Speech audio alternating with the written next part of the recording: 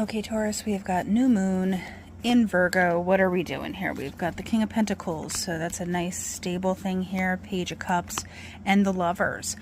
I feel like with the King of Pentacles being there, it's like that's the dude who has something to offer. Gender schmender, guy, girl, whatever. But it's the energy of like, I know that what I have to offer and what I'm able to do is worth something, right? But then you have this Page of Cups where, like, you know, the full potential is not all the way recognized yet, where it's like you're waiting for the break, you're waiting for someone to be like, hey, I'm gonna take a chance on Taurus. You know, it's that kind of energy. But here we have the Lovers, right?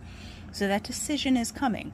I feel like that opportunity is kind of coming in where it's like, all right, Taurus, let's figure it out here, okay? And if it is relationships, somebody, and the Magician, ta-da. So basically I'm feeling like if this is relationships, somebody is finally in a good place to either give or receive. I'm not saying they were in a terrible place before, but I feel like someone's kind of gotten their act together and been like, yes, I am a worthy partner in whatever setup you may be partaking in. We have the Magician, and that is the manifesting stuff. So I really don't think this is relationship wise. I think it's more about you being like, here's my opportunity, razzle dazzle, ta-da. So what are we talking about here? Seven of Swords, hold on. And then we have King of Wands. So I'm not saying it's that Seven of Swords is that sneaky beaky energy, cheating, blah blah blah.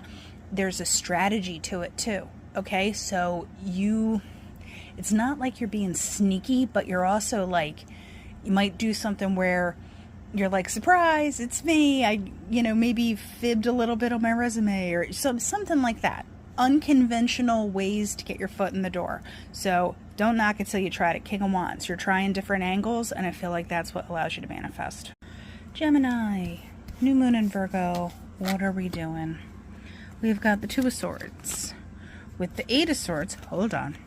And the Magician. Okay, you are probably at a point of like Two of Swords. It's that whole, you know how clutter is delayed decisions? There's something that has been a delayed decision. And it could honestly be there's just a lot on your plate, like no kidding. Eight of Swords, for me, it's not about necessarily being trapped, but I mean, there's stuff that has to happen. There's people going back to school. There's jobs to do. Like there's plenty, right?